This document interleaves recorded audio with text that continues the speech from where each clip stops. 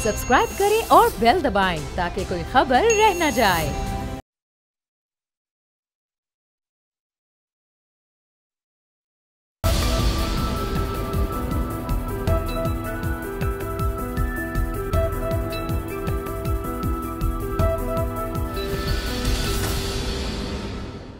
आप देख रहे हैं प्रोग्राम तब्दीली। मैं हूं अरबाब जहांगीर। नाज़रीन, जब भी हमारे मुल्क में पेट्रोलियम मसनूआत की कीमतों में इजाफा होता है, महंगाई का एक नया तूफान आ जाता है। पाकिस्तान तहरीक इंसाफ की इस वक्त हुकूमत है। 2 रोज़ पहले उन्होंने पेट्रोलियम मसनूआत की कीमतों में इजाफा किया और यह फैसला उनकी हुकूमत के लिए इसलिए भी पॉपुलर नहीं है कि माजी में जिस तरह के बयानात जब नून लीग की हुकूमत थी, PTI की जानिब से दिए जाते रहे हैं, तो उसके बाद कई सवालात इस फैसले पर भी उठते हैं कि क्यों हर महीने पेट्रोलियम मसनूआत की कीमतों में इजाफा किया जाता है, क्यों महंगाई का बोझ इस मुल्क के गरीब आवाम पर लाद दिया जाता है। क्या मुल्क की मईशत के जो आदाद शुमार हैं वो उस वक्त उनको नहीं पता थे जब वो हुकूमत में नहीं थे, और अब जब हुकूमत में आए तो सूरत हाल उनके लिए क्या बिल्कुल मुख्तलिफ हो गई है? क्या होमवर्क उन्होंने नहीं किया हुआ था? इस मामले पर आज के प्रोग्राम में बात करेंगे। साथ ही साथ पाकिस्तान तहरीक इंसाफ के अंदरूनी इख्तलाफात एक बार फिर खुलकर सामने आए। शाह महमूद कुरैशी और जहांगीर तरीन का मामला, जिस पर आज वजीर आजम ने काबीना के इजलास में तमाम काबीना के अरकान को इस पर तबसरे से रोक दिया है, लेकिन यह मामला हर 6 माह या 1 साल बाद खुलकर सामने आता है। ये इख्तलाफात खुलकर सामने आते हैं। ये मुस्तकिल तौर पर यह मामला हल क्यों नहीं हो रहा, इस पर भी आज के प्रोग्राम में बात करेंगे। जबकि साथ ही साथ ये भी बात होगी कि आसिफ अली जरदारी साहब की जानिब से जो दरखास्त दी गई थी कि उनके केसेस को रावलपिंडी मुंतकिल ना किया जाए, वो मुस्तरद हो गई है। और ओवैस मुजफ्फर टप्पी के बारे में आज ये कहा जा रहा था कि उनकी इंटरपोल के जरिए गिरफ्तारी हो गई, लेकिन FIA के जरा ये कहते हैं कि उनकी गिरफ्तारी नहीं हुई है, बल्कि आरिफ खान को गिरफ्तार किया गया और साथ ही साथ अब्दुल अलीम खान का भी मामला, जिनको 9 रोज़ा मजीद जुडिशल रिमांड पर जेल भेज दिया गया। इन तमाम अहम मामलों पर आज के प्रोग्राम में गुफ्तगू करेंगे, लेकिन सबसे पहले जो सबसे अहम मौजू है, मुल्क में इस वक्त महंगाई बढ़ रही है, गरीब आदमी पिस रहा है, पेट्रोलियम मसनूआत की कीमतें तो बढ़ी हैं, उसके बाद हर अशियाए ज़रूरिया की कीमतों में इजाफा हो चुका है। अखुंज़ादा चटान साहब हमारे साथ मौजूद हैं, पीपल्स पार्टी के सीनियर रहनुमा हैं। कुछ ही देर में हमें राजा मंसूर साहब तहरीक इंसाफ से ज्वाइन करेंगे, जबकि अमीर अब्बास भी हमारे साथ होंगे जो प्रोग्राम तब्दीली के एंकर पर्सन हैं। तो अखुंज़ादा चटान साहब, गुफ्तगू का आगाज़ आपसे करते हैं। जब पाकिस्तान तहरीक इंसाफ ज़ाहिर हुकूमत का हिस्सा नहीं थी, उस वक्त जब जिस तरह से नून लीग मईशत को चला रही थी, बहुत ज़्यादा तनकीद की जाती थी। असद उमर साहब ने कई टॉक शोज़ में भी ऐसे बयानात दिए, कई असेंबली के इजलासों में भी उन्होंने गुफ्तगू की है कि पेट्रोल को 50 रुपये फी लीटर होना चाहिए, 55 रुपये होना चाहिए। ज़ाहिर है अगर पेट्रोल कम कीमत में मिलेगा तो ये महंगाई का बोझ जो आवाम पर पड़ रहा है वो भी नहीं पड़ेगा। क्या इनसे मईशत संभल नहीं रही है? इनका होमवर्क नहीं था? आप किस तरह से हुकूमत की अब तक की कारकर्दगी का इस वक्त आप उस पर तबसरा करेंगे? बिस्मिल्लाहिर्रहमानिर्रहीम। देखिए जी, ये खुशकिस्मत हुकूमत है जिसको 2 जमहूरियतों के बाद हुकूमत मिला। अगर आप देख ले जिस हालात में हमें हुकूमत मिला था, सवात पे से पाकिस्तान का झंडा उतारा गया था, ट्राइबल एरिया पे रेट ऑफ द गवर्नमेंट खत्म हो चुका था, 19 साल से NFC अवार्ड नहीं हुआ था, आटे का बहरान था, चीनी का बहरान था, पार्लियामान की सारी इख्तियारात प्रेसिडेंसी में थे, एक डिक्टेटर के हाथ में, जिसमें 58 इनके हाथ में था, और बहुत बुरी हालात थे। इसको तो कोई खास मसला है नहीं, उसका तो एक ही मसला है, माली बहरान है। और किसी भी हुकूमत को, चाहे हमें जो हुकूमत मिला था कोई अच्छे हालात में नहीं मिला था, या नवाज शरीफ साहब को जो भी हुकूमत मिला था वो भी कोई शानदार हालात नहीं थे। और ये मईशत के बारे में ये लोग कहते थे कि भाई हम आएंगे तो हम डायरेक्ट टैक्स, इनडायरेक्ट टैक्स नहीं लगाएंगे, क्योंकि इनडायरेक्ट टैक्स आप लगाते हैं तो आप गरीबों की जेब पे डाका डालते हैं। इन लोगों ने वादा किया था कि हम कर्ज ही नहीं लेंगे, क्योंकि आप कर्ज लेते हैं तो फिर आप इस मुल्क का गुलाम बन जाते हैं। ये लोग कह रहे थे कि हम IMF के पास नहीं जाएंगे, बल्कि इस हद तक तो जनाब मुहतरम इमरान नियाज़ी साहब पहुंच गया था कि अगर मैं IMF के पास जाऊंगा तो मैं खुदकशी कर लूंगा। बहुत बड़े बड़े दावे इन लोगों ने किए थे, लेकिन अब जो ये में आ गई तो लगता ये है कि जो दावे इन लोगों ने किए थे इसका कोई प्रोग्राम इन लोगों के पास नहीं था। सिर्फ इन लोगों ने अवाम के लिए जज्बात पे सियासत किया था, और अवाम के जज्बात भी जब आप सियासत करते हैं तो फिर आप बहुत जल्द गैर मकबूल हो जाते हैं। ये हुकूमत इंतहाई गैर मकबूल हो चुका है, अंदर से टूट फूट का शिकार है। अभी इनके जो फेडरल मिनिस्टर है 2 ग्रुपों में तकसीम हुई हैं, एक में असद उमर, शाह महमूद कुरैशी वगैरह वगैरह है, नईमुल हक है दूसरे में, नईमुल हक दूसरे में फवाद चौधरी, और ये लोग शामिल हैं। तो बहुत बुरी हालात है इस मुल्क का। हमारा तो ख्वाहिश है कि ये 5 साल अपना वक्त पूरा करे और जमहूरियत का जो तसलसल है ये चले, लेकिन लगता नहीं है कि ये 1 साल भी पूरा कर लेंगे, बहुत मुश्किल से। इन्होंने कहा था, कौम से वादा किया था कि 100 दिन के बाद आप लोगों को इंडिकेटर आ जाएंगे कि हम किस तरफ जा रहे हैं। अब तकरीबन 400-300 दिन इनके मुकम्मल हो रहे हैं, तो जो इंडिकेटर आ रही है वो बहुत अच्छी नहीं है और गरीब आवाम के लिए तो बिल्कुल अच्छी नहीं है। अब ये लोग कहते हैं कि मुख्तलिफ किस्म के बहानाबाजियाँ करते हैं। कभी कहते हैं कि जी हमें बुरी हालात में हुकूमत मिला। भाई किसको अच्छे हालात हुकूमत मिला है? कभी कहते हैं हमें पता नहीं था। भाई तो आपको कैसे नहीं पता था? आप तो अपोजिशन में थे, आपके तमाम मेंबरान स्टैंडिंग कमेटियों में थे, उनको हर चीज का पता था। पुख्तनख्वा में आपका हुकूमत था। असल वजह ये है कि जो सेलेक्टेड लोग होते हैं जब वो आ जाते हैं इनसे हुकूमत नहीं चलते, इनकी यही हालात होते हैं जो मौजूदा हुकूमत के हैं। सही। चलें अखुंज़ादा साहब, जो सवालात आपने उठाए राजा मंसूर साहब से इसके जवाब ले लेते हैं। राजा मंसूर साहब, शो में आपको वेलकम करेंगे। सर, हुकूमत में आने से पहले जो दावे जो वादे आप लोगों ने किए थे, माजी की हुकूमतों पर आप करप्ट होने के इल्ज़ाम लगाते थे कि गरीब कौम का पैसा उन्होंने लूट से बाहर भेज दिया। आप भी उसी गरीब कौम को महंगाई की चक्की में पीस रहे हैं, पेट्रोल की कीमत बढ़ाते हैं, एक आम आदमी पर उसका असर पड़ता है। उस गरीब को कैसे आप इस महंगाई की चक्की से निकालेंगे सर? अपने वादे, अपने दावे कब पूरे करके दिखाएंगे? बिस्मिल्लाहिर्रहमानिर्रहीम, इय्याका नअबुदु व इय्याका नस्तईन। अरबाब साहब देखें, रिफॉर्म्स आर ऑलवेज पेनफुल। आपने देखा कि हम ये जो 70 साल गंद इन्होंने क्रिएट किया पिछले सारे अरसे में, उसको अब हम ठीक करने जा रहे हैं। तो कुछ तकालीफ हमें भी हो रही हैं और कुछ तकालीफ आवाम को भी उठानी पड़ेंगी, क्योंकि हम बड़े लॉन्ग टर्म प्लान के साथ हैं। क्योंकि इन्होंने क्या किया है कि एक आर्टिफिशियल बबल कायम किया इकॉनमी के साथ, और उसके साथ ये चलते रहे हैं और ये इनको आट आता था। हम चाह रहे हैं कि ऐसी रिफॉर्म्स लाई जाएं जो कि लॉन्ग टर्म हो। लॉन्ग टर्म में जब जाएंगे तो इनिशियली हमें थोड़ा बहुत ये पेन कौम को भी उठाना पड़ेगा, हमें भी उठाना पड़ रहा है, और जो वादे हमने किए थे उसकी तरफ ही रवान दवा हैं। क्योंकि मसला ये है कि आपने देखा कि जब हमने KPK में इनिशियली रिफॉर्म्स का प्रोसेस शुरू किया तो सबको तकलीफ हुई। हमने जब मेडिकल में रिफॉर्म शुरू की तो तमाम डॉक्टर्स हजरात रोड पे निकल आए थे। इसी तरह हमने जब पटवारियों को सीधा करने की कोशिश की तो सब ने इज्तिमाई इस्तीफ़े की बात कर दी थी। तो हम ये कहते हैं कि ये ज़ाहिर एक प्रोसेस होता है और रिफॉर्म्स का प्रोसेस होता है, हम उस तरफ जा रहे हैं। क्योंकि ये जो आर्टिफिशियल बबल जो ये क्रिएट करते थे वो हम उस तरफ नहीं जा रहे, तो जिसकी वजह से थोड़ी बहुत तकलीफ हो रही है। जो 30,000 अरब कर्जा इन्होंने अपने दौर में लिया और उसका 80% पिछले 10 सालों में लिया गया, इन दो हुक्मरानों जो नून लीग और पीपल्स पार्टी के दौरे हुकूमत में लिया गया।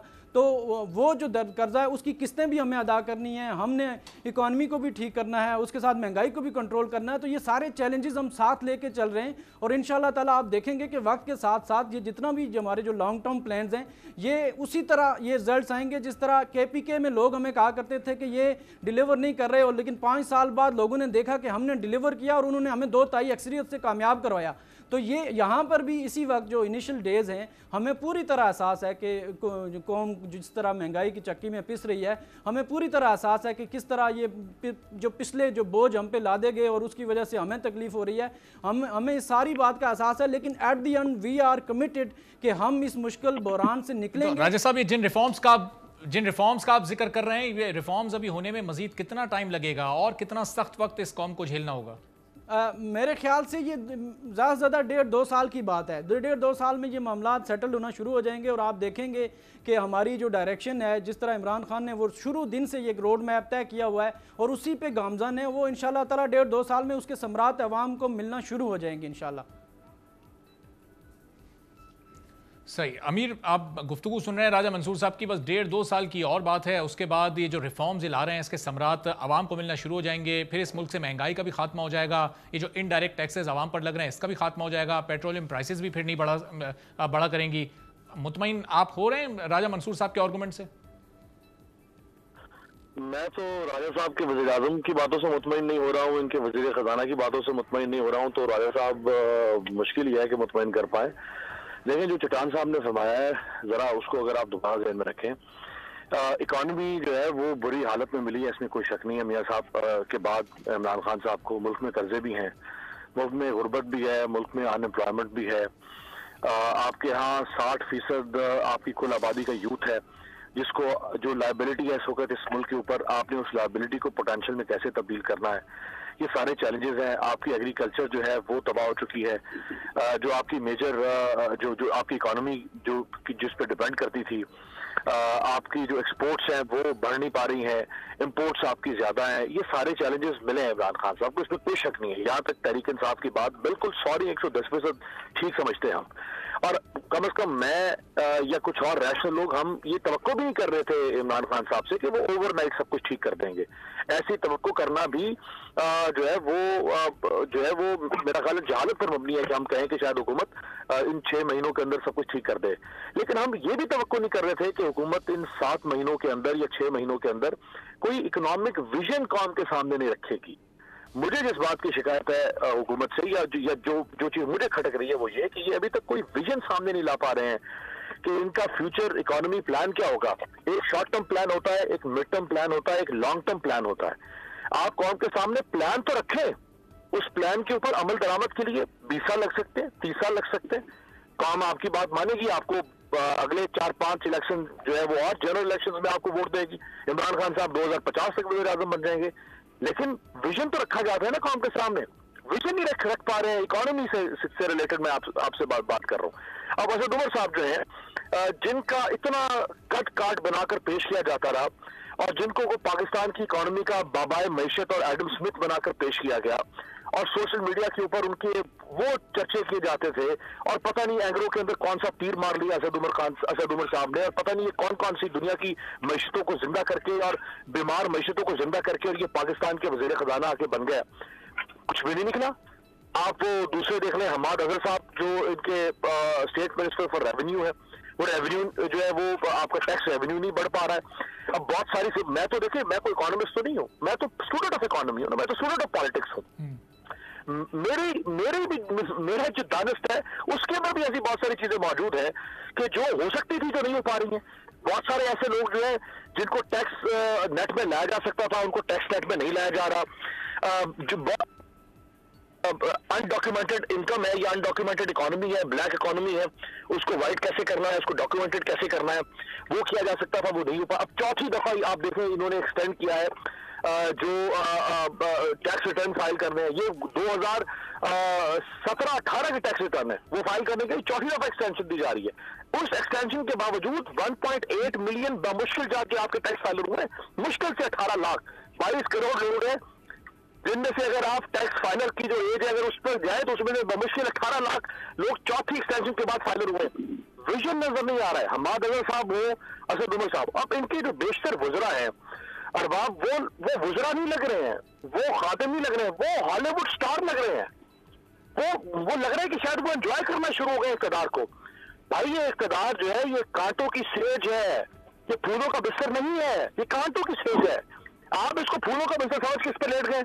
आप समझ रहे हैं कि आप जो है वो चश्मे लगा के और आप जो है वो कोई जो है वो ब्रांडेड ड्रेस पहन के और आप जो है वो मीडिया के सामने आके और 4-5 जो है थपकियां कस के ऑपोजिशन पे तो आप जो है वो सर्व कर रहे हैं इसको। हमको ये हॉलीवुड स्टार बनने की कोशिश मत करें। आपको पता होना चाहिए था कि आप किन हालात में हैं।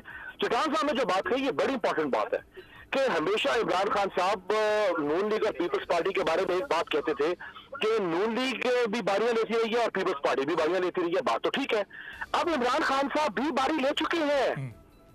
5 साल केपीके के अंदर एक एडमिनिस्ट्रेटिव यूनिट के अंदर बारी ले ली है इमरान खान साहब ने। अब ये नहीं कह सकते कि मैंने बारियां नहीं ली है। अब बारियां लेने वालों में इमरान खान शामिल हो चुके हुए हैं। अब इनको बारियों का जवाब देना है। आपके पास 5 साल आपकी हुकूमत थी। आप देखें जो पाकिस्तान एक मुल्क के तौर पे एक एडमिनिस्ट्रेटिव यूनिट है, उसी तरीके से जो सूबा होता है वो भी एक मुकम्मल बाख्तियार एडमिनिस्ट्रेटिव यूनिट होता है। जब आपके पास सूबे को चलाने का एक्सपीरियंस आ जाए तो हम ये कह सकते हैं कि आप मुल्क को चलाने के लिए क्वालिफाई हो जाते हैं। आप में इतने स्किल्स होने चाहिए। लेकिन क्या हो रहा है, अब आप बहुत सारे लोग इनके जो सूबे में थे वो आज मरकज में, आप परवेज खड़क साहब देखें वो चीफ मिनिस्टर थे, आज वो वज़ीर दिफा है। असद कैसर साहब देखें वो सूबे में, आज वो कौमी असम्बली के स्पीकर हैं। इसी तरह से और बहुत सारे इनके एमपीएस जो हैं वो केबीके से वो अब जो आपकी नेशनल लेजिस्लेचर है उसका हिस्सा बन चुके हैं।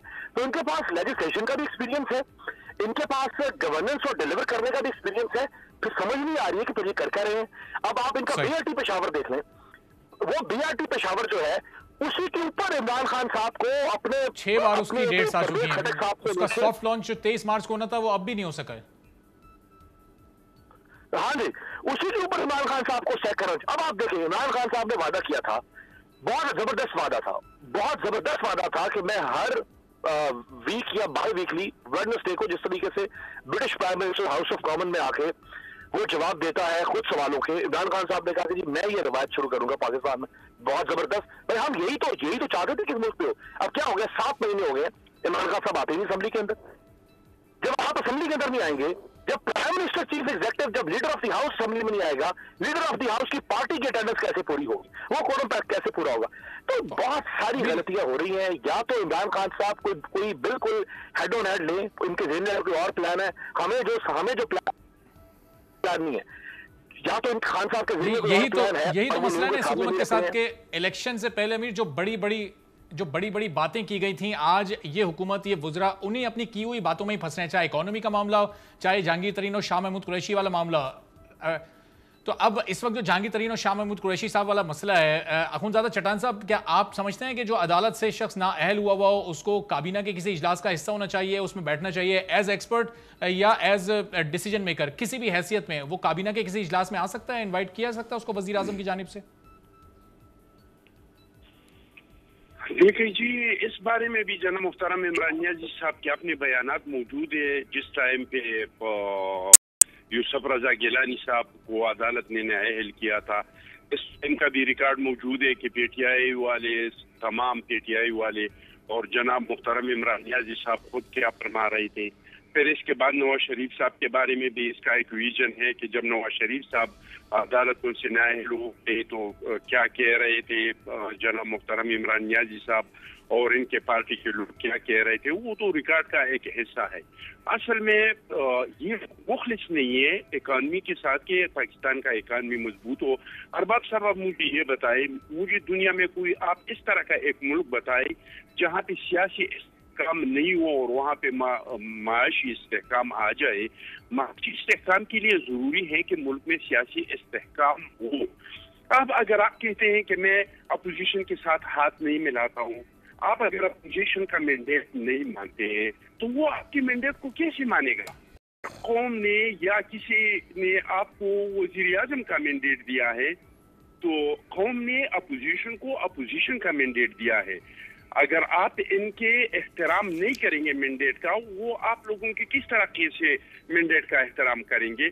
और राजा साहब ने जो मिसाल दिया पुख्तनख्वा का, तो वाला हमें तो ये नहीं पता, क्योंकि मैं 2 हलकों से इलेक्शन लड़ रहा था, 2 एनए से, कि आपको कितना वोट मिला है।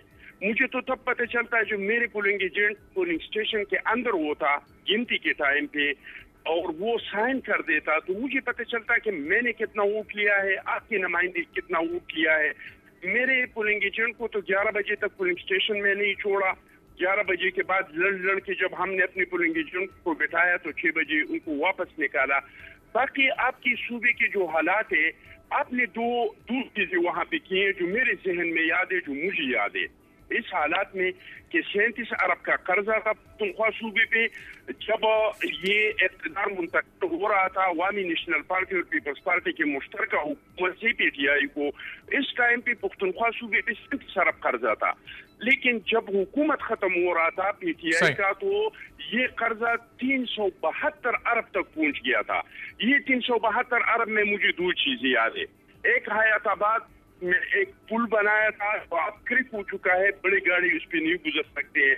और दूसरा, इन लोगों ने बीआरटी शुरू किया था, वही बीआरटी जो 25 अरब से शुरू हुआ था अभी तक 120 अरब तक पहुंच गया। और हर रोज इसमें कोई न कोई नुक्स आ जाते हैं, कभी इसमें गाड़ी नहीं गुजर सकते, अभी तक उसकी लॉन्चिंग भी नहीं स्टार्ट हो सकी है। चट्टान साहब, मैं आपके पास जरा वापस आता हूँ। राजा मंसूर साहब से जरा मैं राय ले लूँ जहांगीर तरीन साहब वाले मामले पर। राजा मंसूर साहब, पहले ये क्लियर कर दिएगा, जहांगीर तरीन साहब को वजीर आजम ने इन्वाइट किया एज फर्टिलाइजर एक्सपर्ट के तौर पर, तो क्या वाकई अखलाकी तौर पर ये उनका फैसला सही था? जहांगीर तरीन साहब को बैठना चाहिए किसी इजलास में किसी भी हैसियत में? आप क्या समझते हैं? क्या देखें अरबाब साहब, इसमें 2 तरह की राय हैं। एक तो शाह महमूद कुरैशी साहब ने जो कहा कि चूँकि हमने कुछ मॉरल ग्राउंड्स खुद सेट किए दूसरों के लिए और पार्टी के बहुत सारे लोग ये ख्वाहिश रखते हैं कि अगर हमने दूसरों के लिए कोई मॉरल ग्राउंड सेट किए हैं तो वो अपने ऊपर भी अप्लाई होने चाहिए। अगर जहांगीर तरीन साहब को नाअहल करार दे दिया गया है तो उन्हें नहीं बैठना चाहिए। दूसरी राय ये है कि अगर बीइंग अ पाकिस्तानी वो किसी बात पे एक्सपर्टीज़ रखते हैं, किसी शोबे में वो ख़ास एक्सपर्टीज़ रखते हैं और उसमें वो पाकिस्तान के लिए कुछ कंट्रीब्यूट करना चाहते हैं तो उनको वो कंट्रीब्यूट करने की इजाज़त देनी चाहिए। अब ये दो रायें, लेकिन पार्टी के अंदर ग्रुपिंग एज सच नहीं है, ये मुख्तलिफ राय हर जगह होती है पार्टी के अंदर, पहले भी इस तरह रही हैं। आपने देखा कि यूरोप के इवन पॉलिटिकल सिस्टम में नोनीज ग्रुप बने होते हैं पार्टियों के अंदर।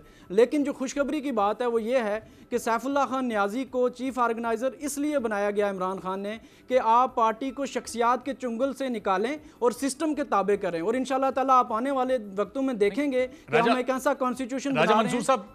राजा साहब जी सर, जो आर्गुमेंट आप मुझे या बाकी लोगों को देके मुतमईन करने की कोशिश कर रहे हैं, ये आर्गुमेंट आपने शाह महमूद कुरैशी साहब को नहीं दिया, उनको नहीं मुतमईन करने की कोशिश? देखिए मेरी ज़ाती राय में ये कह सकता हूँ कि पार्टी के अंदर के जो मामलात हैं वो कोशिश ये करनी चाहिए कि पार्टी के अंदर ही हल हो जाएं तो अच्छा है, उनको पब्लिक में नहीं बनाया जाना चाहिए। लेकिन अगर वो पब्लिक में इनके अज़ार हो गया है तो जो मैं बात कर रहा था कि वो जो हम न्यायिक कॉन्स्टिट्यूशन की तरफ बढ़ रहे हैं उसमें किसी किस्म की कोई ग्रुपिंग की गुंजाइश ही नहीं पैदा होगी, क्योंकि सैफुल्लाह खान नियाज़ी 20 साल से जिस बात इमरान खान के साथ काम कर रहे थे अब वो पार्टी को अदारा बनाने की बात कर रहे हैं, तो इंशाल्लाह ताला ये जो ग्रुपिंग की बात है ये भी ऑटोमेटिकली ख़त्म हो जाएगी। जहांगीर खान तरीन ने पार्टी के लिए बहुत सारी खिदमात दी हैं, इसमें कोई शक नहीं है, लेकिन उसके बाद वो नाअहल हो गए और अब अगर वो ज़ाती कैपेसिटी में कुछ देना चाहते हैं तो उसके लिए भी पार्टी के अंदर बैठ के ये तय किया जा सकता है कि उनको उनकी खिदमात को कैसे लिया जाए। ज़ाहरी तौर पर बहुत सारे लोग ये समझते हैं कि जो जेस्चर जाता है कि हम अगर नवाज शरीफ के लिए कह रहे हैं कि वो राजा साहब आपकी बात से नतीजा निकाला जा सकता है कि अगर कल को नून लीग मियां नवाज शरीफ साहब की खिदमात से इस्तेफादा हासिल करना चाहे ज़ाती हैसियत में तो उनको भी आज़ादी होनी चाहिए, फिर आप उस पर तो तनकीद नहीं करेंगे? नहीं, मैं ज़ाती तौर पे मैं इसीलिए मैंने कहा कि जैसे शाह महमूद कुरैशी साहब ने कहा कि बहुत सारे लोग इस बात की हमायत कर रहे हैं कि उन्हें नहीं होना चाहिए, लेकिन चूँकि वो किसी पोजीशन में नहीं बैठे, वो सिर्फ और सिर्फ एज ए एक्सपर्ट एक राय देना चाह रहे थे, वो कहीं उन्होंने किसी इजलास को लीड नहीं किया, उसकी सदारत नहीं की, कहीं इन्फ्लुएंस नहीं हुए, तो फिर आप उनको ये नहीं कह सकते कि आप सिरे से किसी अपनी राय देने का भी हक नहीं रखते। उनको राय देने का हक तो दे देना चाहिए, लेकिन अगर वो उसका कोई पब्लिकली गलत मैसेज जाता है तो मैं इस हक में हूँ। शाह महमूद कुरैशी साहब की इस बात पे मैं बिल्कुल एग्री करता हूँ कि अगर पब्लिकली ये मैसेज आता है कि नवाज शरीफ के लिए जो हमने मॉरल ग्राउंड तय किया हुआ है वो अपने लिए नहीं करें तो ये गलत बात है, और मेरे ख्याल से इस पर पार्टी पे दोबारा से डिबेट होगा और हम कहीं ना कहीं किसी नतीजे पे पहुँच जाएंगे। सही, चलें अमीर, इस पर आपका कमेंट के जब मियां साहब नाअहल हुए थे उस वक्त के बयानात वज़ीर आज़म इमरान खान के भी हमारे सामने हैं, उनकी काबीना के अरकान के भी हमारे सामने हैं, लेकिन अब किस तरह से जहांगीर तरीन साहब के इजलास में बैठने को डिफेंड किया जा रहा है गुज़िश्ता 2 रोज़ से हम देख रहे हैं, क्या जो मयार है इंसाफ का वो अलग अलग हो गया इस वक्त PTI के लिए जब से ये हुकूमत में आई है? देखिए, जो उस वक्त इमरान खान साहब का स्टांस था वो बिल्कुल ठीक स्टांस था कि नवाज शरीफ साहब के ऊपर बड़ा संगीन इल्जाम है करप्शन का। वो मुल्क के प्राइम मिनिस्टर हैं, उनको उस वक्त तक ओहदे से अलहदा हो जाना चाहिए जब तक उनके खिलाफ सबूत जो है वो गलत साबित या इल्जाम गलत साबित नहीं होता। उसके बाद जब वो साबित हो गया फिर आइन में तरमीम करके इन्होंने नवाज शरीफ साहब को फिर तायाब सदर बनाने की कोशिश की, जो एक और भाड़ा मजाक था मुस्लिम लीग नून का। उस पर फिर अदालत में गया मामला और फिर अदालत से जाके नवाज शरीफ साहब को पार्टी के ओहदे से भी हटना पड़ा। इमरान खान साहब ने बिल्कुल सही स्ट्रगल की, लेकिन आज इमरान खान साहब कौम को चूना लगा रहे हैं। आज इमरान खान साहब कौम के साथ तब्दीली के नाम पर धोखा कर रहे हैं। ये एक फ्रॉड हो रहा है इस कौम के साथ कि जहांगीर तरीन डिस्क्वालीफाई हुए और इमरान खान साहब जो अखलाकियात के चैंपियन बनते थे उनको ये जेब नहीं देता कि वो जहांगीर तरीन को इतना अकोमोडेट करे अपने हुकूमती मामलात के अंदर। जो राय साहब ने कहा कि जी वो एक दफा बैठे हैं, वो एक दफा नहीं बैठे, वो एक दफा से जायद बैठे हैं। मैं आपको खुद वो डॉक्यूमेंट्स दिखा सकता हूं कि जिन टास्क फोर्सेस का जहांगीर तरीन साहब हिस्सा है, ब्लैक एंड व्हाइट में हिस्सा है टास्क फोर्सेस का, वो टास्क फोर्सेस प्राइम मिनिस्टर ने बनाई है, वो टास्क फोर्सेस प्राइम मिनिस्टर को रिपोर्ट कर रही है। उन टास्क फोर्सेस का ब्लैक एंड व्हाइट में हिस्सा है जहांगीर तरीन। और जहांगीर तरीन एक तरफ तो इमरान खान कह रहे थे कि जी नवाज शरीफ के बगैर क्या मुल्क नहीं चल सकता, क्या मुल्क नहीं चल सकता, क्या ये दोनों खानदानी जरूरी है इस मुल्क के लिए? तो भाई इमरान खान साहब, क्या जहांगीर तरीन के बगैर तहरीक इंसाफ नहीं चल सकती? क्या जहांगीर तरीन के बगैर हुकूमत नहीं चल सकती? क्या जहांगीर तरीन इतना नागुज़ीर हो चुका हुआ है इस मुल्क के लिए? अगर इतना नागुज़ीर हो चुका है जहांगीर तरीन, तो फिर इमरान खान साहब आप आइन में तरमीम करें, और आइन में तरमीम करके आप जहांगीर तरीन को इस मुल्क का कोई बानी पाकिस्तान बना दें, या इस मुल्क का कोई मसीहा बना दें, और आइन में तरमीम कर दें कि जहांगीर तरीन के बगैर जो है वो पाकिस्तान खुदा न खासा डूब जाएगा। ऐसा भौंडा मजाक करते हैं आप। क्यों अपनी अखलाकियात की दर्जियां उड़ाते हैं? क्यों अपना तमाशा बनाते हैं? हुकूमत में पहले आपके पास सामने जेन्युइन चैलेंजेस हैं, उन जेन्युइन चैलेंजेस के साथ आपको निपटना है। फिर आपने आखिरी में सर दिया हुआ है, फिर आप इस किस्म के स्टूपिड किस्म के चलें, हुकूमत इस पर ये आर्गुमेंट देती है अमीर कि जहांगीर तरीन एज एक्सपर्ट उसमें बैठे। हाल ये है कि जहांगीर तरीन के अलावा फर्टिलाइजर का कोई एक्सपर्ट नहीं है जिससे हुकूमत रब्ता करती और बुलाती और उनसे एज एक्सपर्ट राय लेती। इस पर बात करेंगे, एक ब्रेक लेते हैं, ब्रेक के बाद वापस आते हैं।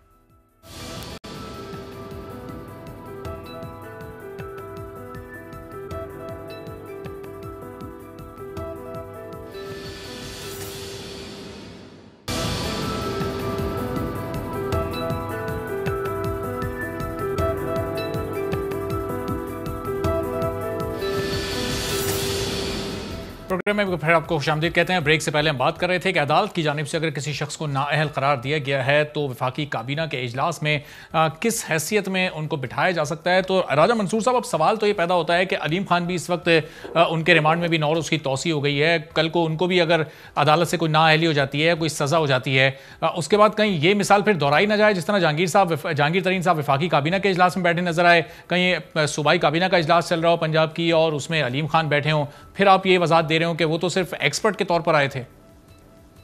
देखें अरबाब साहब, अलीम खान की तरफ रिस्पॉन्ड करने से पहले मैं अमीर अब्बास साहब की एक बात पर रिस्पॉन्ड करना चाहूँगा जस्ट फॉर 30 सेकंड्स कि एक तरफ ये कह रहे हैं कि इमरान खान को अच्छे हालात भी नहीं मिले, एक तरफ ये भी कह रहे हैं कि इकानमी के कोई बेहतर हालात नहीं थे और पिछली हुकूमतों ने बेड़ा गर्क किया। अब साथ ये भी मार्जिन दे रहे हैं इमरान खान साहब को कि उनके पास कोई अलादीन का चिराग नहीं है कि आते साथ ही मामलात को ठीक कर लेंगे। फिर ये कंट्राडिक्शन कि आप ये कहना शुरू कर दें कि अभी तक डिलीवर क्यों नहीं किया। बात वही है कि हमारे पास कोई अलादीन का चिराग नहीं है कि हम आते साथ ही मामलात को ठीक कर लें। हम उस डायरेक्शन की तरफ बढ़ रहे हैं और डे बाय डे बढ़ रहे हैं। वो इकोनॉमिक विजन की बात कर रहे हैं, वो डायरेक्शन की बात कर रहे हैं। अमीर का मैं पॉइंट तो इस पर अलग से लूंगा, जाहिर है वो भी इस पर टेक देना चाहेंगे। उसी डायरेक्शन की मैं तरफ आता हूँ। अब मैं जी सर जी एक सेकंड राजा साहब, पहले अमीर का भी जवाब लेते हैं। जी माजूद राजा साहब ने जो बात की, मैं सिर्फ जो राजा साहब ने बात की थोड़ी उसकी वजाहत दे दूं 30 सेकंड में। मैंने ये नहीं कहा कि इमरान खान साहब ठीक कर दें सब कुछ, ना मैंने ये कहा कि इमरान खान साहब को ठीक मिला। मैंने सिर्फ कहा इमरान खान साहब विजन दें। विजन देने के लिए 5 साल नहीं चाहिए होते हैं राजा साहब और बाप साहब। विजन देने के लिए सदियां दहाइयां नहीं चाहिए होती हैं, सदियां और दहाइयां चाहिए होती हैं विजन को ट्रांसलेट करने में, विजन को मटेरियलाइज करने में, विजन को हकीकत बनाने में, ख्वाब को हकीकत बनाने में सदियां या दहाइयां चाहिए होती हैं। 7 महीने में विजन दिया जा सकता है। जब असद उमर जैसा एडम स्मिथ इतना बड़ा आप लेकर आ गए हैं, दुनिया का मईशतदान, इतना बड़ा इकोनॉमिस्ट आप लेकर आ गए हैं, जो पता नहीं कौन कौन सी उन्होंने बीमार मईशतों को और बीमार सनतों को उन्होंने जिंदा किया है असद उमर साहब ने, और चैंपियन ऑफ इकोनॉमी लेकर आए हैं इमरान खान साहब। तो विजन मैं विजन की बात कर रहा हूं, मैंने कहा ठीक कर दें। मैं तो इमरान खान साहब को 10 साल देने को तैयार हूं। देखें अमीर अब्बास साहब, बात यह है कि विजन तो हमारा मंशूर है। 22 साल जदोजहद जो तय कर रही है कि हमारा बेसिकली हुकूमत में आने का मकसद क्या था। असद उमर साहब की आपने बात की, तो जो ज़िमनी बजट असद उमर साहब ने पेश किया उसे अक्रॉस द बोर्ड अप्रिशिएट किया गया। वो इन्वेस्टर के लिए एक बेहतरीन पैकेज था। ओवरऑल हमने जो उसी डायरेक्शन की तरफ चल रहे हैं, वही विजन है जो हम लोगों से वादा करके आए थे कि हम करप्शन का खात्मा करेंगे, हम इकानमी को ठीक करेंगे, हम मेरिट और इंसाफ का निज़ाम लेके आएंगे। ये मोटे मोटे विजन हैं जो जिसकी तरफ हम आहिस्ता आहिस्ता बढ़ रहे हैं।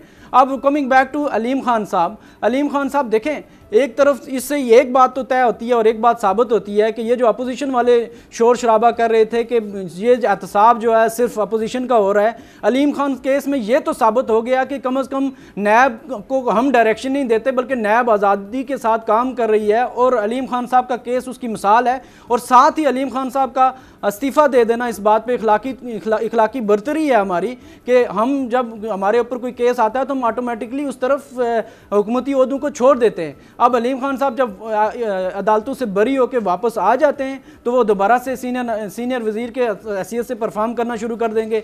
लेकिन अगर उनको वो कन्विक्टेड हो जाते हैं तो ये कतन ऐसा नहीं होगा कि वो दोबारा से मैं कता गुलामी कर रहा हूँ, मैं अदब कता गुलामी कर रहा हूँ इंतहाई माजूद के साथ। बोलें आप बड़े भाई हैं, आप बोलें।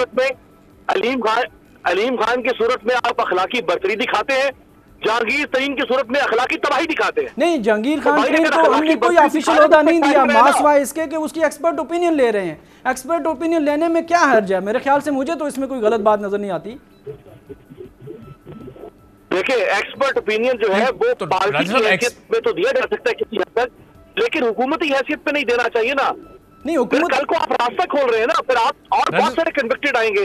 फिर नवाज शरीफ भी तो, नवाज शरीफ जो है अगर जहांगीर तरीन एग्रीकल्चरिस्ट होने की हैसियत से या एक इंडस्ट्रियलिस्ट होने की हैसियत से एक्सपर्ट ओपिनियन दे रहा है, तो फिर नवाज शरीफ एक पॉलिटिकल साइंटिस्ट होने की हैसियत से पॉलिटिकल ओपिनियन देना शुरू कर देगा। ये तो रास्ता खोल रहे हैं आप। ये रास्ता बंद अगर हुआ तो उसको बंद रहने दें। पॉलिटिकल ओपिनियन दे रहे हैं, उनकी मरियम नवाज भी ट्विटर पे आ रही हैं, वो खुद भी कहीं ना कहीं बोल देते हैं, लेकिन पॉलिटिकल ओपिनियन की बात नहीं कर रहा। मैं कह रहा हूँ हुकूमती ओहदों पे बैठ के इन्फ्लुएंस करना वो गलत बात है। वो जहांगीर तरीन नहीं कर रहे, वो सिर्फ और सिर्फ अपनी ओपिनियन दे रहे हैं। राजीव साहब, फोरम भी तो मैटर करता है ना। देखिए राजीव साहब, आप एक्सपर्ट ओपिनियन जिस फोरम पर ले रहे हैं वो पब्लिक फोरम है, वो पब्लिक ऑफिस है। देखिए, मैं आप आपको प्राइवेटली भी तो एक्सपर्ट ओपिनियन ले सकते हैं। मैं आपको मिसाल देता हूँ। ओवरसीज पाकिस्तानी चूंकि यहाँ पे इलेक्शन अगर नहीं लड़ सकते, वो किसी ओहदे पे नहीं आ सकते, तो अगर हम किसी ओवरसीज एक्सपर्ट को लेके आते हैं और उसको जाके कहते हैं कि हमें आप तुम्हारी एक्सपर्टीज की जरूरत है, तो वो 62 60 पे तो पूरा नहीं होता था, लेकिन उसकी एक्सपर्ट ओपिनियन ली जा सकती है। इसी तरह जहांगीर खान सर वो कन्विक्टेड नहीं है। ओवरसीज पाकिस्तानी को पाकिस्तान की आला तरीन एपेक्स कोर्ट, सुप्रीम कोर्ट, जो खुदा के बाद अगर जमीन पर कोई सबसे बड़ी नहीं, मैंने मिसाल कन्विक्शन में नहीं दी। मैंने ये कह रहा हूँ कि आप एक्सपर्ट ओपिनियन किसी से भी ले सकते हैं। हम उन्हें ओहदा नहीं दे रहे, हम उन्हें इन्फ्लुएंस, उन्हें ये नहीं कह रहे कि आप पार्टी के अंदर या हुकूमत के अंदर इन्फ्लुएंस करें। वो सिर्फ और सिर्फ बीइंग अ स्पेशलिस्ट, वो आके एक्सपर्टीज शेयर कर रहे हैं। That's it. आप बजा फरमा रहे होंगे। मैं सिर्फ अर्ज ये कर रहा हूं कि अगर आपने ओपिनियन के लिए भी रास्ता खोल दिया, तो फिर ओपिनियन के लिए बहुत सारे कन्विक्टेड सामने आएंगे। ओपिनियन अगर जरदारी साहब फर्ज करें कन्विक्ट हो जाते हैं इसी मेगा मनी स्कैंडल के अंदर, और जरदारी साहब पर सिंध हुकूमत को देना शुरू कर दें ओपिनियन, तो काबिल कबूल होगा आपके लिए? नहीं होगा। यही इमरान खान होगा, तुफ तुफ कर रहे होंगे जरदारी साहब पे। सर, अखलाकियात की कुछ और कदरें होती हैं। खुदारा अगर अखलाकियात की कुछ बातें ठीक होना शुरू हुई है मुल्क में, अपने हाथों से तो बुलडोज मत करें, अपने हाथों से तो अपनी तय की हुई अखलाकियात की कब्र मत खोदे ना।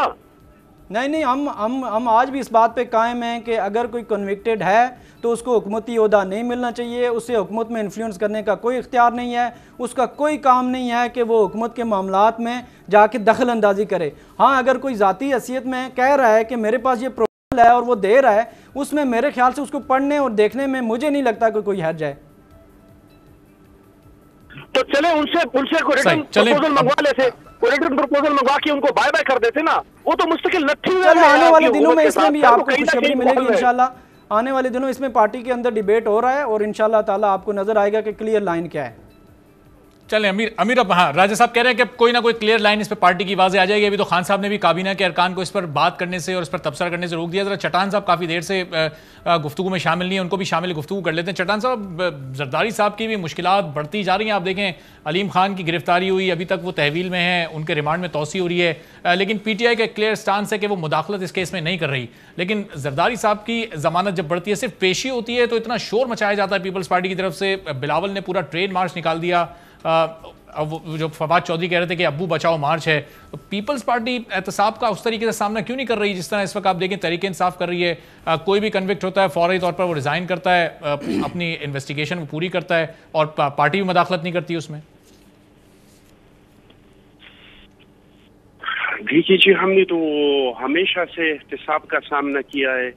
सदर इसाक साहब के दौर में हमने सामना किया, फिर इसके बाद शेखुररहमान साहब का दौर आ जाता है, फिर इसके बाद मुशर्रफ साहब का दौर आ जाता है, फिर चौधरी निसार का दौर आ जाता है। अभी जो है हमारा तो हमेशा से एहतसाब हुआ है, लेकिन हमारा जो इख्तिलाफ है वो एहतसाब पे नहीं है, वो सिलेक्टेड एहतसाब पे है। हमारा मुतालबा ये है कि अगर वाकई आपने इस मुल्क से करप्शन का खात्मा करना है, तो ये तो हो नहीं सकता है कि तेरे नाम से शुरू तेरे नाम पे खत्म। कि इस मुल्क में तमाम करप्शन सिर्फ 2 फैमिलियों ने किया है, कि जरदारी साहब की फैमिली ने करप्शन किया है और नवाज शरीफ साहब की फैमिली ने करप्शन किया है। क्या कोई जजों में करप्ट बंदी नहीं है? क्या कोई जर्नलों में करप्ट लोग नहीं है? क्या कोई ब्यूरोक्रेट्स में करप्ट लोग नहीं है? आम आदमी भी करप्शन करते हैं। आम आदमी नहीं है जो रेडी पे चीजें बेचते हैं और जो रमजान आ जाती है एक रेट पे खरीदते दूसरे रेट पे बेचते, ये भी एक किस्म का करप्शन है। और ये पीटीआई में सिर्फ एक आलिम खान साहब नहीं था जिसपे नेब के केसेस है। माशाल्लाह अल्हम्दुलिल्लाह इसमें 26 लोग ऐसे हैं जो या तो फेडरल मिनिस्टर हैं या मुशीर हैं या वजीर आला हैं। चट्टान साहब, माजरत के आम आदमी करप्शन करके सरे महल तो नहीं बना लेता, शुगर मिल्स तो नहीं बना लेता ना। आम आदमी के पास तो सरे महल नहीं होता, ना शुगर मिल्स होती है, ना दुबई में बड़ी बड़ी प्रॉपर्टीज होती हैं, स्विस बैंक भी होते हैं। भाई ये मंशा तो कोई सरकारी ओहदे पे नहीं रहा है, इसके पास कितना पैसा है, सर्वे माल तो क्या वो पता नहीं क्या क्या बना सकते हैं। ये मलिक रियाज साहब जो है इस मुल्क में वो कोई सरकारी ओहदे पे न मिनिस्टर रहा है न सेनेटर रहा है, लेकिन इसके पास कितना पैसा है मैं आपको अपने पुख्तनख्वा में बता सकता हूँ कि कितने लोग हैं और इसके पास इतना पैसा है कि अगर आप 100 बार वज़ीर आज़म बने तो इतना जितना पैसा आप नहीं कमा सकते। और मुझे पता है कि वो पैसा कहाँ से आया है। तो ये जरूरी नहीं है कि करप्शन के लिए आप या सरकारी ओहदे पे भी, क्या स्मगलिंग करना करप्शन नहीं है? क्या लोगों की जमीनों पे कब्जा करना करप्शन नहीं है? तो 26 लोग इसके हैं, इसमें ऐसे लोग भी हैं जो पंजाब असेंबली का स्पीकर है, उसको बजाते खुद जनाब मुहतरम इमरान नियाज़ी साहब ने कहा था कि ये सबसे बड़ा डाकू है, क्योंकि पंजाब सबसे बड़ा सूबा है और ये पंजाब का चीफ मिनिस्टर रहा है और ये सबसे बड़ा डाकू है। ये अलीम खान के साथ जो भी हुआ है पूरी पीटीआई में, ये भी सिलेक्टेड है। ये जो इस्तिखारे पे बना हुआ वजीर आला था, इसके इख्तियारात में बार बार मुदाखलत करते थे। वहां पे एक चीफ मिनिस्टर नहीं। ठीक है, चलो चट्टान साहब का पॉइंट आ गया, पॉइंट चूंकि कम है, टाइम चूंकि कम है, जरा चट्टान साहब रुकिए, राजा साहब का भी इस पर टेक ले लूं। राजा साहब, ये सिलेक्टेड एहतसाब क्यों हो रहा है? क्या जो भी करप्शन है सिर्फ 2 खानदानों ने किए, जरदारी साहब के खानदान ने, मियां साहब के खानदान ने, और किसी का एहतसाब नहीं होगा? वो देखिए चट्टान साहब राजा साहब का टेक ले लूं। चट्टान साहब को मेरे ख्याल में वो बोल रहे हैं। चट्टान साहब ने कहा कि सिलेक्टेड है, तो अलीम खान की आपने मिसाल दी, बाबर अवान का केस है वो अपनी जगह मौजूद है। ये इस तरह की कई और मिसालें हैं कि जिसमें अक्रॉस द बोर्ड की पूरी तरह निशानदेही की जा सकती है। मुझे नहीं पता कि वो क्यों कह रहे हैं कि ये सिलेक्टेड है और सिर्फ अलीम खान। अगर हम एहतसाब अगर अक्रॉस द बोर्ड नहीं करेंगे तो हम अपने मंशूर के अगेंस्ट जा रहे होते हैं। हमने ये पहले दिन से कहा था कि ख्वाह वो अपना हो या बेगाना हो, हमने एहतसाब जो है अक्रॉस द बोर्ड करना है और जो भी करप्शन में मुलव्वस पाया गया उसके खिलाफ एक प्रॉपर किस्म का एहतसाब होगा जिसमें किसी किस्म की कोई तफरीक नहीं होगी। तो ये वैसे क्या देना टीवी चैनल में आके कि 26 लोग हैं, 26 लोगों के नाम हैं। चले राजा साहब, आप कह रहे हैं क्रॉस द बोर्ड ये एहतसाब हो रहा है। चट्टान साहब अपने मौके पर कायम है कि सिलेक्टेड एहतसाब है। वक्त चूंकि कम है, मुझे अमीर का भी टेक लेने दें, एक आखिरी कमेंट। चट्टान साहब, राजा साहब जरा रुकिएगा। अमीर, एक आखिरी कमेंट आपका इस पर। पीपल्स पार्टी का मौक़िफ़ है, जाहिर है कि ये सिलेक्टेड एहतसाब है। राजा साहब कह रहे हैं क्रॉस दी बोर्ड हो रहा है। आपके ख्याल में ये सिलेक्टेड एहतसाब है या सही डायरेक्शन में इस वक्त ये एहतसाब का सिलसिला चल रहा है? देखिए, एहतसाब की डायरेक्शन जो है वो तो ठीक है और वो इसलिए मैं ठीक कह रहा हूँ कि शुक्र है एहतसाब शुरू हुआ है, लेकिन एहतसाब सिलेक्टेड है। एहतसाब सिलेक्टेड है, ताकतवर एहतसाब नहीं हो रहा। ताकतवर जो सियासतदान हैं चंद मादूद है, उनके अलावा एहतसाब नहीं हो रहा। रिटायर्ड जर्नैलों का एहतसाब नहीं हो रहा, रिटायर्ड जजों का एहतसाब नहीं हो रहा। इसी तरह से जो ब्यूरोक्रेट्स हैं, सिर्फ 4-5 ब्यूरोक्रेट्स, आप अगर मैं आपसे भी पूछूं, किसी से पूछे कि कितने ब्यूरोक्रेट्स हैं इस वक्त जिनके खिलाफ नैब इंक्वायरी कर रहा है? 4 नाम आप ले देंगे, 5 मैं ले दूंगा, 3 और कोई नाम ले देगा, इसके अलावा किसी के पास नाम नहीं है। तो ये एहतसाब नहीं है।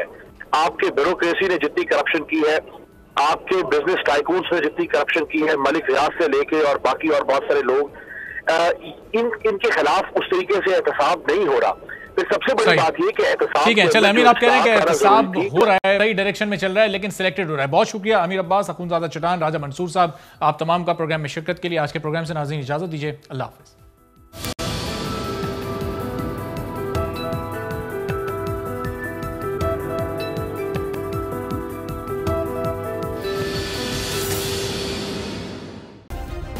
सब्सक्राइब करें और बेल दबाएं ताकि कोई खबर रह न जाए।